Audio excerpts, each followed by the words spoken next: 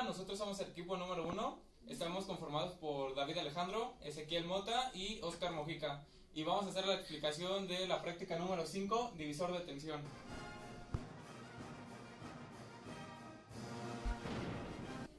Les voy a explicar lo que es un divisor de tensión. El divisor de tensión es un truco que nosotros usamos para calcular la tensión en un circuito en serie. ¿Cómo funciona? Tenemos una fuente de tensión conectada a 3 impedancias de forma en serie. Entonces, si queremos saber, por ejemplo, la tensión en la impedancia de Z1, utilizamos esta fórmula, que es tensión en Z1 igual a la tensión total por la impedancia que estamos calculando sobre la suma de las 3 impedancias. Y así es como sacamos la tensión en Z1.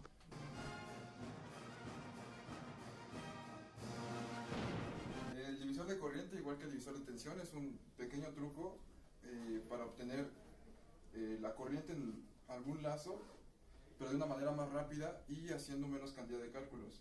Por ejemplo, si queremos obtener la corriente en la impedancia 1, simplemente tenemos que multiplicar la corriente total por la impedancia opuesta a la que estamos analizando, y lo dividimos entre la suma. Igual en la impedancia 2, si necesitamos la corriente en la impedancia 2, multiplicamos la corriente total por la impedancia opuesta y lo dividimos todo eso entre la suma.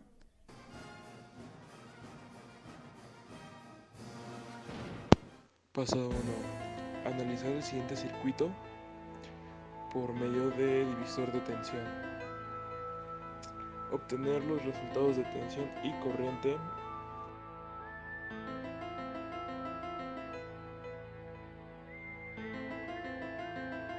Paso 2. Comparar los resultados analíticos con los experimentales.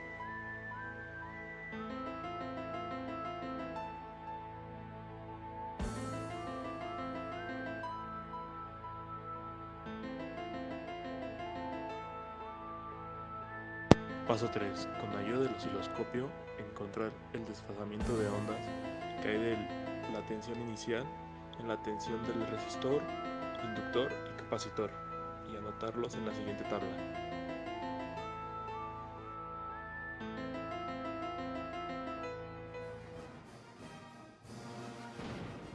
Para este cálculo, primero se tienen que calcular las impedancias del inductor y del capacitor. Sustituyendo los valores nos queda como. Y finalmente, estos son los resultados obtenidos. Para calcular la tensión en cada uno de los componentes, se tiene que utilizar la fórmula de divisor de tensión, que es multiplicando la tensión total por una de las impedancias sobre la suma de las 3 impedancias que en este caso están en el circuito. Es muy importante que en un circuito RLC se tiene que considerar en la suma de las 3 impedancias la resistencia del inductor. Sustituyendo los valores para calcular la tensión de la resistencia, la tensión del inductor y la tensión del capacitor, nos queda lo siguiente. Y finalmente, las tensiones en cada uno de los componentes es igual a los mostrados en pantalla.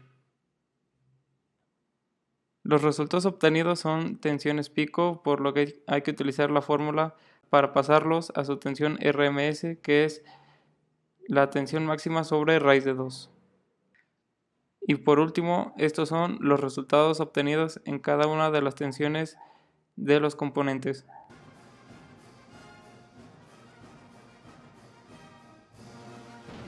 En conclusión, podemos decir que el divisor de tensión es una herramienta totalmente útil y práctica para hacer nuestros cálculos de manera más fácil, ser más eficientes haciendo cálculo. ¿Por qué? Porque si utilizamos un divisor de tensión, vamos a terminar los cálculos de manera más rápida, vamos a ahorrar más tiempo y los resultados son muy parecidos a los que salen en la parte experimental.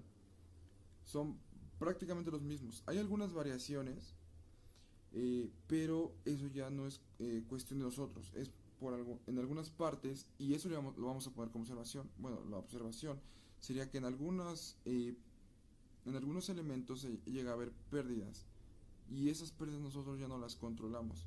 Otra cosa que afecta es que la señal senoidal que nos debería de entregar CFE no es una señal senoidal perfecta, es decir, tiene algunas variaciones.